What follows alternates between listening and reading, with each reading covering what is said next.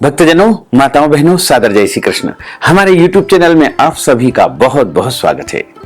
आज हम आपको बताने जा रहे हैं कि इस बार शारदीय नवरात्रि के उपलक्ष्य में आपको कन्या पूजन किस प्रकार से करना चाहिए, क्योंकि सभी भक्तजन अपने अपने घरों में कन्याओं को बुला करके उनको भोजन करवाते हैं, कन्या पूजन करते हैं, लेकिन सही विधि से नहीं कर पाने के कारण उन्हें पूर्ण फल की प्राप्ति नहीं हो पाती है।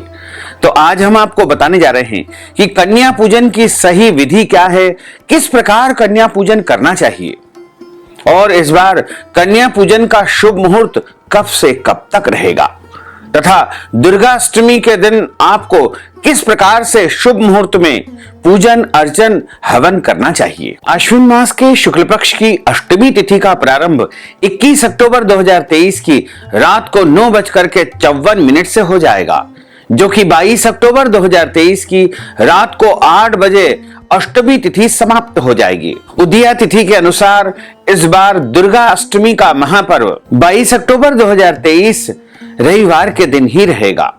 इसी दिन सभी को अपने अपने घरों में कुल देवी का पूजन अर्चन करना है तथा अष्टमी के दिन ही कन्या पूजन या कन्या भोजन आपको करवाना चाहिए। वैसे तो सभी लोग अपने अपने घरों में कन्या पूजन करते हैं, लेकिन सही विधि से कन्या पूजन नहीं कर पाने के कारण उन्हें कन्या पूजा का पूरा फल प्राप्त नहीं हो पाता है। तो यदि आप अपने घर में कन्या पूजन करने जा रहे हैं तो सबसे पहले अपने घर में साफ सफाई कर ले और साफ सफाई करने के बाद स्वयं स्नान करके शुद्ध और पवित्र वस्त्र धारण करें तथा सर्वप्रथम भगवान गणेश जी की, माता रानी की पूजा अर्चना कर ले। उसके बाद शुद्ध और सात्विक भोजन तैयार करें। ध्यान रखें, इस भोजन में बहुत अधिक मसाला या मिर्ची का प्रयोग आपको नहीं करना है तथा कन्या पूजन या कन्या भोजन के लिए जो भोजन हम तैयार करते हैं उसमें लहसुन, प्याज, मसूर की दाल या अभक्ष भक्षण का उपयोग बिल्कुल नहीं करना चाहिए। साथ ही कन्या पूजन यदि हम अपने घर में करने जा रहे हैं तो उस दिन अपने घर में मांस मदिरा का भी उपयोग नहीं करना चाहिए। यानी पूर्ण रूपेण शुद्ध और सात्विक तरीके से कन्या पूजन करवा करके उनको भोजन करवाना चाहिए। वैसे तो विधान यह भी बताया गया है कि नवरात्रि के प्रत्येक दिन आप कन्या पूजन करवा करके उनको भोजन करवा सकते हैं, लेकिन नवरात्रि की जो अष्टमी होती है, जिसे दुर्गा अष्टमी कहा जाता है, उस दिन कन्या पूजन करवाने का विशेष विधान बताया गया है। वैसे नवमी के दिन भी आप चाहें तो कन्या पूजन या कन्या भोजन जरूर करवाएं, लेकिन अष्टमी का दिन विशेष रूप से कन्या पूजन के लिए हमारे धर्म ग्रंथों और पुराणों में बताया हुआ है। इस बार 22 अक्टूबर 2023 रविवार के दिन दुर्गा अष्टमी महाअष्टमी का महापर्व है और इस दिन सर्वप्रथम आप 1 वर्ष से लेकर के 10 साल तक की कन्याओं को आमंत्रित करें। वैसे तो 9 कन्या अपने घर आमंत्रित करने का विधान है और उनके साथ एक लंगूर यानी एक बालक, लेकिन किसी कारणवश यदि 9 कन्याएं नहीं मिल पाती है तो जितनी कन्याएं आपके घर आ सकती है उतनी कन्याओं को आप आमंत्रित कर ले। सर्वप्रथम उनको जब अपने घर में बुलाएं या घर में कन्या आपके प्रवेश करे उस समय माता रानी का जयकारा अवश्य लगाएं, क्योंकि कन्याओं को साक्षात देवी का स्वरूप माना गया है। नव दुर्गा का रूप कन्याओं को माना जाता है। तो जब कन्याएं हमारे घर में प्रवेश करें तब उनका अच्छी प्रकार से स्वागत करें और जब वो घर में आ जाएं तब उनके चरण धुलाएं, पांव धुलाएं और पांव धुलाने के बाद उनके पांव को सूखे कपड़े से पोंछ देना चाहिए। उसके बाद उनके चरणों पर महावर, हल्दी, कुमकुम लगा करके उनके चरण की पूजा करें। उसके बाद घर में एक अच्छे स्थान पर उनको बिठाना चाहिए। कभी भी जमीन पर बिठा करके कन्याओं की पूजा न करें। कोई भी आसन, चटाई या दरी के ऊपर उनको बिठाएं और सर्वप्रथम कन्याओं को तिलक करके उनकी पूजा करें। रोली, हल्दी, कुमकुम, सिंदूर से पूजा करें। यदि संभव हो तो कन्याओं को पुष्प चढ़ाएं या पुष्पमाला उनको पहनाना चाहिए। एक एक चुनरी वस्त्र के रूप में उनको समर्पण करें और पूजा करने के बाद उनको भोजन करवाना चाहिए। शुद्ध और सात्विक और पवित्र भोजन करवाना चाहिए।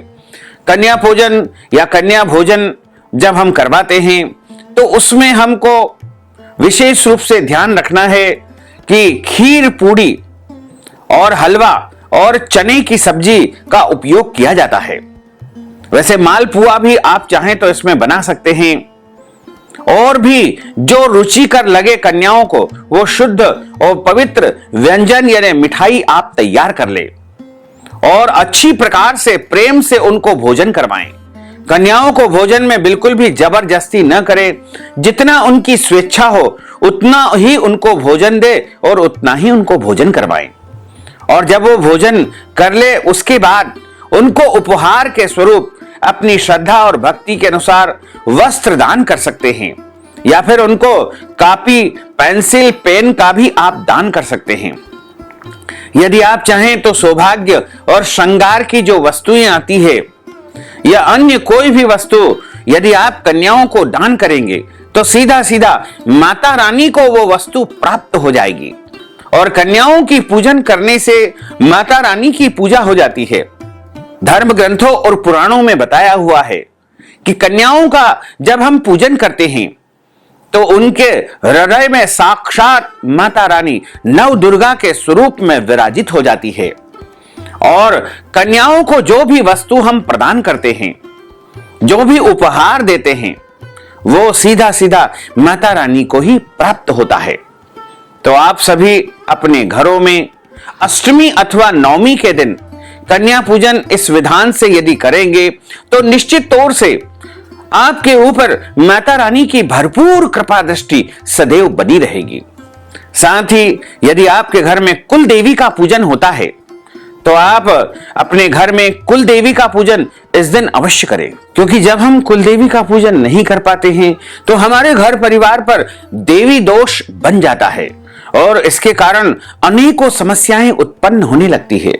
वैसे तो सभी परिवार की कुल देवी अलग अलग होती है, लेकिन आपके परिवार की कुल देवी के विषय में आपको पता नहीं है कि आपकी कुल देवी कहां पर है या उनकी पूजा कैसे होती है। तो आप नवरात्रि की अष्टमी के दिन शाम के समय पूर्व दिशा में एक नारियल अर्पण करके, उसको फोड़ करके, चढ़ा करके कुल देवी का स्मरण आपको करना चाहिए। और वो नारियल का प्रसाद घर के सदस्यों को, परिवार के सदस्यों को ही आपको वितरण करना चाहिए। साथ ही यदि आप नवरात्रि का व्रत रखते हैं तो यदि आप पूरी नवरात्रि का व्रत नहीं रख पाए हैं तो आप केवल अष्टमी या नवमी का व्रत रख लेंगे तो भी आपको संपूर्ण नवरात्रि का पूरा पुण्य प्राप्त होगा। साथ ही कई भक्तजनों का एक सवाल आता है कि नवरात्रि का जो व्रत है वो 9 रात्रि तक निरंतर किया जाता है, उसके दिन 10वें दिन ही व्रत का पारणा यानी व्रत खोला जाता है। तो वैसे विधान भी यही बताया गया है कि नवरात्रि व्रत करने के बाद दशहरे के दिन सुबह सूर्योदय के बाद ही आपको भोजन करके या किसी भी खाने पीने की वस्तु से व्रत का पारणा कर लेना चाहिए। लेकिन यदि आपके घर परिवार में कुल देवी का पूजन होता है तो आप अष्टमी के दिन कुल देवी का पूजन करके उनके प्रसाद से भी व्रत का पारणा कर सकते हैं। और यदि आपके घर में नवमी के दिन कुल देवी का पूजन होता है तो आप नवमी के दिन भी कुल देवी का प्रसाद ग्रहण करके व्रत का पारणा कर सकते हैं। यदि आप नवरात्रि का अनुष्ठान कर रहे हैं तो आपको नवमी के दिन हवन पूजन करने के बाद कन्या पूजन करवाने के बाद स्वयं भोजन करके व्रत का पारणा कर सकते हैं। यानी इसमें 3 प्रकार के विधान बताए गए हैं। अष्टमी को भी कुलदेवी का पूजन करने के बाद भोजन करके व्रत का पारणा कर सकते हैं, या फिर नवमी के दिन हवन पूजन करने के बाद या कुलदेवी का पूजन करने के बाद व्रत का पारणा कर सकते हैं। यदि आपके अंदर सामर्थ्य है तो 9 रात्रि पूरा व्रत करें और उसके बाद 10वें दिन यानी दशहरे की सुबह सूर्योदय के बाद आपको भोजन करके व्रत का पारणा कर लेना चाहिए। और जो वस्तुएं आपने माता रानी को समर्पित की है वो किसी भी मंदिर में या ब्राह्मण देवता को दान कर देना चाहिए। और जो नारियल आप कलश के ऊपर चढ़ाते हैं उसको फोड़ करके प्रसाद के रूप में परिवार को वितरण कर देना चाहिए। और जो जवारे आपके घर में बोए जाते हैं उनमें से कुछ जवारे निकाल करके प्रसाद के रूप में परिवार के सदस्यों को, अन्य भक्तों को वितरित कर देना चाहिए। और कुछ जवारे अपने लॉकर में, तिजोरी में अवश्य रख देना चाहिए, जिससे आपके घर में बरकत बनी रहेगी, सुख शांति समृद्धि का वास होगा। और उसके बाद जवारे और अखंड ज्योति का जो बत्ती होती है उन सभी वस्तुओं को और अन्य सभी वस्तुओं को जल में प्रवाहित कर देना चाहिए, यानी किसी भी कुआं, बावड़ी, तालाब में आपको इन वस्तुओं को विसर्जित कर देना चाहिए। तो भक्तजनों, माताओं, बहनों, हमने जो ज्ञानवर्धक जानकारी आपको प्रदान की है इसको आप अधिक से अधिक लोगों को शेयर करिएगा, लाइक करिएगा, कमेंट करिएगा। और यदि अभी तक आपने सब्सक्राइब नहीं किया है तो अभी और इसी समय सब्सक्राइब कर लीजिए। साथ ही यदि आप हमारे माध्यम से कन्या पूजन करवाना चाहते हैं, कन्या भोजन करवाना चाहते हैं, तो इस हेतु अपना नाम और गोत्र हमें व्हाट्सएप के माध्यम से भेजें और नगद राशि गूगल पे, फोन पे या अकाउंट नंबर के माध्यम से भेज करके शारदीय नवरात्रि का संपूर्ण पुण्य लाभ प्राप्त कर सकते हैं। साथ ही आप सभी से अनुरोध है कि इस ज्ञानवर्धक वीडियो को अधिक से अधिक लोगों को शेयर करिएगा, लाइक करिएगा, कमेंट करिएगा। और यदि अभी तक आपने सब्सक्राइब नहीं किया है तो अभी और इसी समय सब्सक्राइब कर लीजिए, ताकि इसी प्रकार की ज्ञानवर्धक वीडियो सबसे पहले आपको प्राप्त हो सकेगी। आपको और आपके पूरे परिवार को सादर जय श्री कृष्ण, सादर धन्यवाद।